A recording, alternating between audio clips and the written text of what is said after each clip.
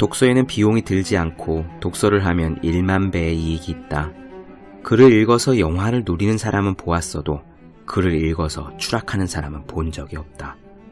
중국 송나라 정치인 왕 안석의 말입니다. 도서관 덕분에 훌륭한 인물이 된 예는 수없이 많습니다.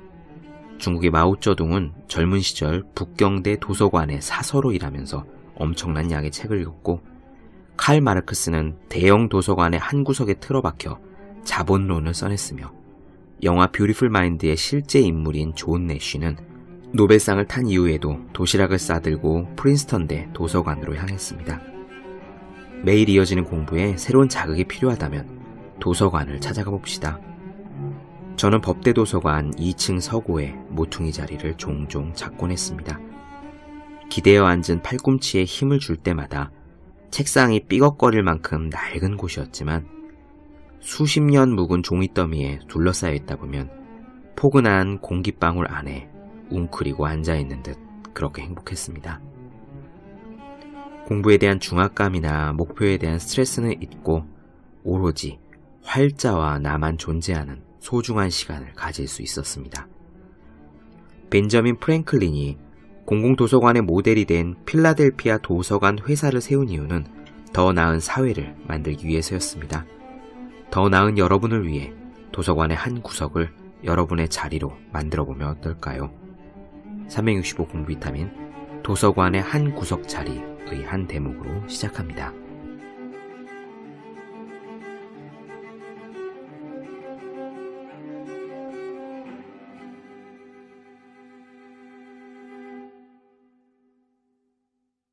네, 안녕하세요.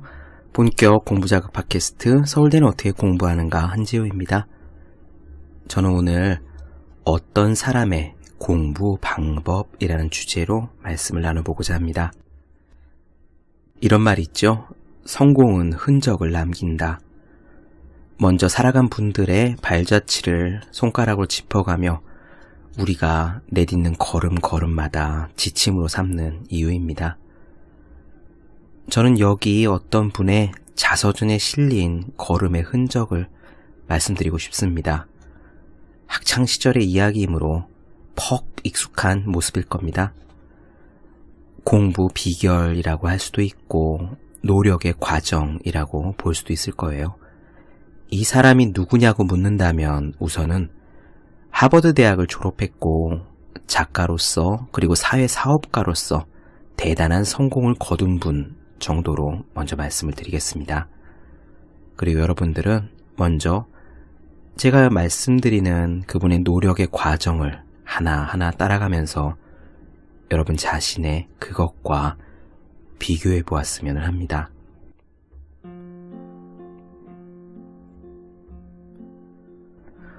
언어 공부에 대해서 자서전에 나온 내용들을 몇 가지 발췌해서 읽어드리겠습니다. 이전까지의 공부는 사실 체계적인 것과는 다소 거리가 멀었다. 하고 싶은 것을 시간도 정하지 않은 채 그저 들쭉날쭉 산만하게 했을 뿐이다. 프랑스어를 약간이지만 알았고 머릿속에서 그것으로 짧은 글을 짓거나 새로 익힌 단어를 활용해 다른 문장들로 만들어보는 것이 재미있었다. 물론 여기에는 어떤 규칙이나 교수법도 없었다. 그저 하나의 놀이였을 뿐이다. 라퐁텐의 우화, 몰리에르의 할 수 없이 의사가 되어, 그리고 라신의 아탈리의 몇 구절을 기쁘게 읽는 데는 문제가 없을 만큼의 실력은 갖추었다. 나는 왼쪽과 오른쪽으로 나누어 무리지어 놓은 각기 다른 크기의 구슬들을 큰 거 2개, 그보다 작은 걸로 3개 하는 순서로 꿰고 있었다. 나는 자꾸만 틀렸고 선생님은 그럴 때마다 친절하게 잘못을 바로잡아 주셨다. 그러다 어느 순간 내가 어디서 자꾸 틀리는지 알게 됐고 작업에 정신을 집중하게 됐으며 어떻게 해야 틀리지 않겠는지 생각하게 됐다. 그러자 선생님은 내 이마에 대고 생각하다라고 결정적인 한 단어를 쓰셨다. 바로 그때 나는 내 머릿속에서 계속되던 일련의 과정을 가리키는 바로 그 단어를 섬광과도 같이 깨우쳤다. 추상적인 개념을 최초로 이해한 순간이었다. 솔직히 처음에는 라틴어 문법을 배우기가 싫었다. 무슨 뜻인지 알고 있는 단어인데도 그게 명사고 소유격이며 단수인데다가 여성명사다 하는 식의 낱말 분석에 들이는 시간이 어리석게 생각되었기 때문이다. 그러나 라틴어를 그런 식으로 자꾸 분석하다 보니 차츰 흥미도 생기고 언어가 지닌 아름다움이 새록새록 기쁨을 불러왔다. 내가 아는 낱말에 주목해 그 의미를 이해하려고 들이는 노력들 모두가 참 좋았다. 고등학교 1학년이 배워야 할 과목은 영국사, 영문학, 독일어, 라틴어, 수학, 그리고 라틴어 작문과 영작문이었다. 나는 프랑스에서만큼은 이미 좋은 출발을 한 셈이었고 라틴어라면 6개월간 지도받은 적이 있었다. 게다가 독일어로 말할 것 같으면 가장 친숙한 과목이었다. 나는 대학에 들어가기 위한 시험을 치렀다. 시험은 초급 및 고급 독일어를 비롯해서 프랑스어, 라틴어, 영어, 그리고 그리스와 로마의 역사 과목으로 모두 9시간 동안 치러졌다. 모두 합격했을 뿐만 아니라 독일어와 영어에선 훌륭한 성적을 받기까지 했다. 다음은 독서에 대해서 발췌한 글들입니다. 정말로 진지하게 독서에 입문한 건 보스턴에 갔을 때였다. 날마다 일정 시간 학교 도서관을 이용해도 좋다는 허락을 받아 이 서가에서 저 서가로 종횡무진하며 손에 닿는 책을 마음껏 꺼내 읽었다. 가령 열의 하나밖에 이해하지 못하더라도 또는 한 면 전체에서 2단어 정도밖에 이해할 수 없더라도 그래도 계속 읽었다. 낱말 하나하나가 그 자체로 내 마음을 사로잡았다. 책을 사랑하게 된 이후 나는 셰익스피어를 사랑하지 않은 적이 한순간도 없다. 맥베스가 가장 인상적이었다. 한 번 읽었을 뿐인데도 이야기의 세세한 부분에 이르기까지 고스란히 기억날 뿐만 아니라 잊혀지지 않았다. 오래도록 유령과 마녀가 쫓아오는 꿈을 꾸었다. 나는 너무도 선명하게 맥베스 부인의 희고 작은 손과 피 묻은 비수를 볼 수 있었다. 시 다음으로 내가 좋아하는 것은 역사다. 손에 넣을 수 있는 역사책이란 역사책은 모조리 구해 읽었다. 존 리처드 그린의 영국 사람들의 역사, 에드워드 오거스트 프리먼의 유럽사에서 이프라임 에머튼의 중세에 이르기까지 정말 닥치는 대로 읽었다. 대학에 들어와선 독일어와 프랑스어 문학을 가까이 할 기회가 많아졌다. 독일인은 삶에서뿐만 아니라 문학에서도 아름다움보다는 힘을, 인습보다는 진리를 더 윗자리에 두었다. 그들 삶과 문학에선 살아 꿈틀대는 열정이 쇠망치로 내리치는 것 같은 힘이 느껴진다. 프랑스 작가 중에선 몰리에르와 라신이 좋다. 발자크와 메리에의 작품에는 마음을 강타하는 매력이 있다. 나는 또한 빅토르 위고를 흠모한다. 그는 정말 천재다. 위고와 괴테, 그리고 실러뿐 아니라 위대한 모든 나라의 위대한 모든 시인들이야말로 영혼을 통역해주는 이야기꾼들이다. 다음은 학교 공부에 대해서 발췌한 글들입니다. 나는 수학에는 도무지 소질이 없었다. 이보다 더 나은 표현을 찾을 수 없을 정도로 사실이 그러했다. 그 중에서도 특히 기하학의 도형들은 정말이지 질색이었다. 철사를 구부리고 모서리를 뾰족하게 만드는 등 아무리 입체적으로 그 모양을 전달하려 했다 해도 나는 도형을 이루는 각기 다른 부분들이 서로 어떤 관계에 놓여 있는지를 도저히 파악할 수 없었다. 고등학교에 입학할 당시만 해도 필요하다면 대학 입시를 준비하는데 한 5년쯤 걸리더라도 뭐 어떻겠나 생각했었다. 그러나 1학년 말 내 시험 성적을 보신 선생님들은 2년 남짓 준비하면 충분하겠다고 생각을 바꾸셨다. 대학 생활을 손꼽아 기다리던 시절 내게 대학은 낭만 그 자체였다. 그러나 막상 닥치고 보니 낭만이 다 무엇이더냐? 낭만이 현실로 곤두박질치는 하루하루 속에서 나는 실제로 해보려 하지 않았다면 결코 알지 못했을 많은 것을 배웠다. 그 가운데 하나는 인내라는 값진 학문이다. 아는 것이 힘이다. 아니, 아는 것이야말로 행복이다. 다음은 글쓰기에 대하여 발췌한 부분입니다. 글을 쓰려고 애쓰는 것은 마치 직소 퍼즐을 맞추려고 애쓰는 것과 같다. 우리는 마음속에 이런 걸 표현하고 싶다라고 미리 그려놓은 것이 있다.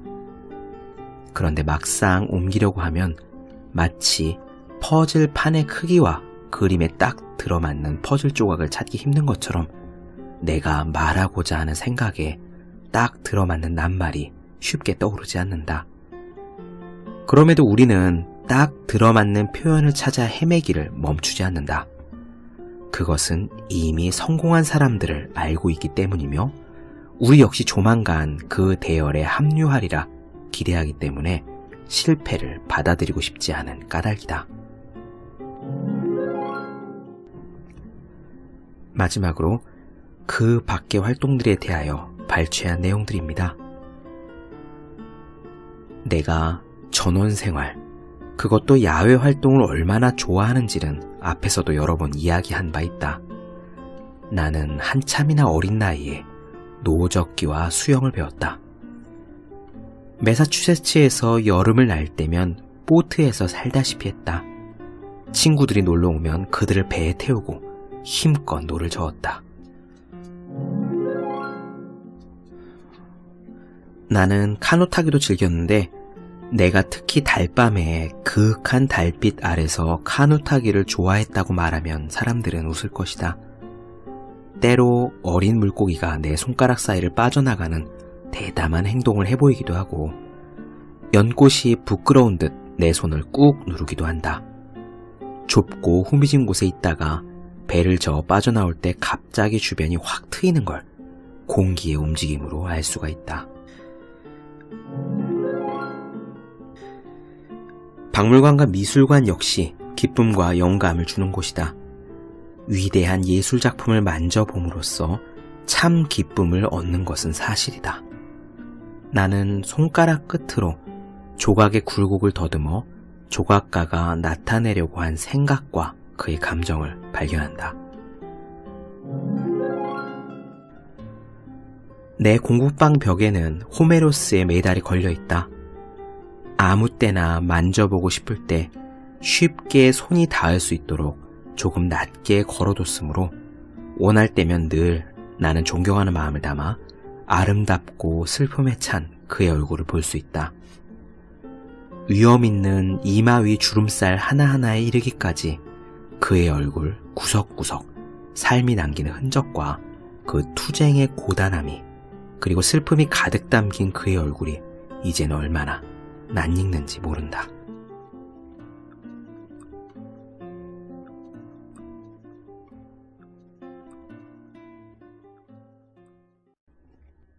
옮겨서 적어놓고 보니 제법 많은 양이 되어버렸습니다.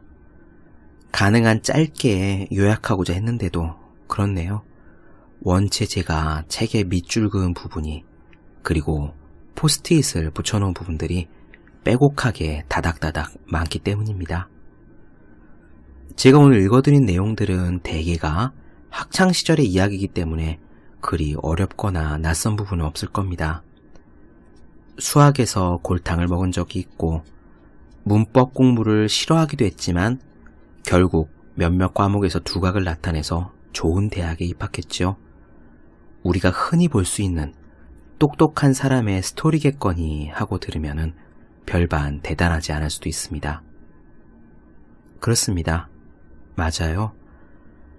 이게 공부가 노력하는 일이 쉬운 일은 절대로 아니지만 그래도 누군가는 꾸역꾸역 두꺼운 책을 읽어내고 여러 개의 외국어를 자연스럽게 습득하기도 합니다. 우리가 더듬어 볼 가치가 있는 성공의 흔적들이 이 시대에 우리 주위에는 너무 흔하기에 우리는 그 흔적들 앞에서 둔감해지기도 하는 것 같습니다. 하지만 한 가지만 말씀드릴게요. 그리고 다시 한번 여러분들이 저 사람이 걸어온 흔적을, 공부에 기울인 노력의 과정을 그 사람의 입장에서 되새겨 보았으면 합니다.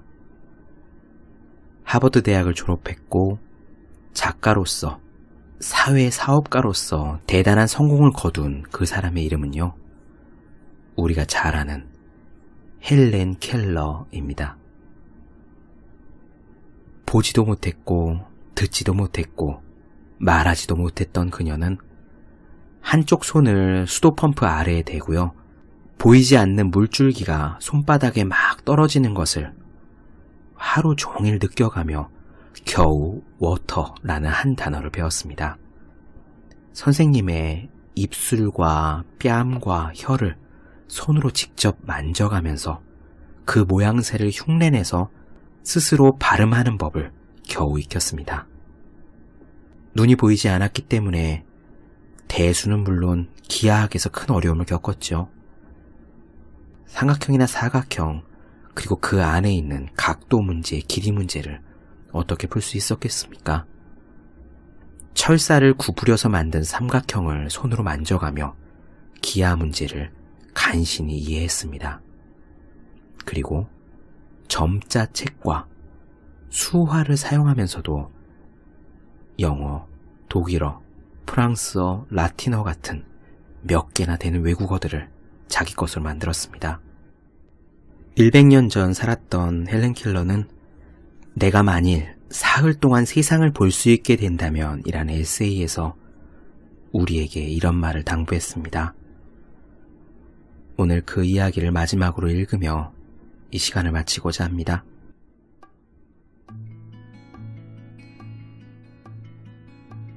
나는 장님이기 때문에 앞이 잘 보이는 사람들에게 한 가지 힌트, 시각이란 선물을 받은 사람들에게 그것을 가장 잘 사용하는 방법을 알려드릴 수 있습니다.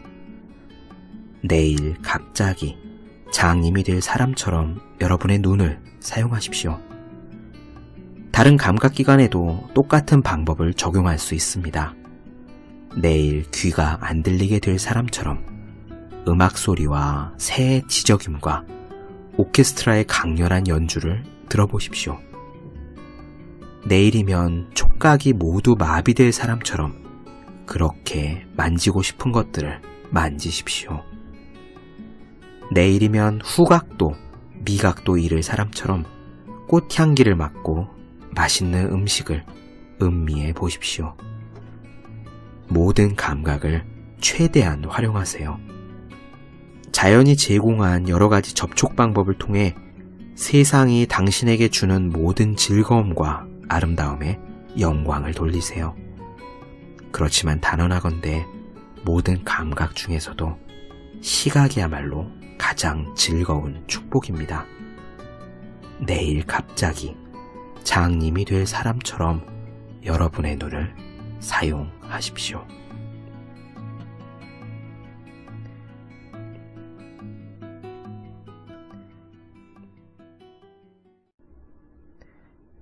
네, 공부자극 팟캐스트 서울대는 어떻게 공부하는가?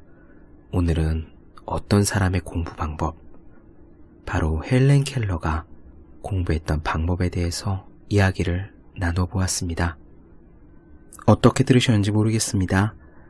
보지도 듣지도 말하지도 못했던 그녀가 보통 사람들이 하는 공부를 그대로 따라가기 위해서 얼마나 노력해야 했는지. 헬렌 켈러는요, 레드클리프 대학을 나왔습니다. 하버드 대학교의 부설 여자대학이었고요. 하버드 대학교 졸업과 동등한 자격이 부여되었습니다. 헬렌 켈러의 공부를 되짚어보면서 볼 수도 있고 들을 수도 있고 말할 수도 있는 우리가 어떻게 공부하고 있는지 한 번쯤 생각해 보았으면 좋겠습니다. 네, 오늘은 여기까지 하겠습니다. 더 많은 이야기가 궁금하신 분들, 질문사항 있으신 분들은 네이버 블로그 허생의 즐거운 편지를 찾아주시면 되겠습니다. 그리고 여러분이 사랑하는 분들 중에서 매일매일 공부하시는 그분들을 위해서 365 공부 비타민을 선물해 주셨으면 좋을 것 같습니다. 네, 오늘은 여기까지 하겠습니다. 다음 시간에 뵐게요. 여러분 모두 열심히 공부하십시오. 저도 열심히 하겠습니다.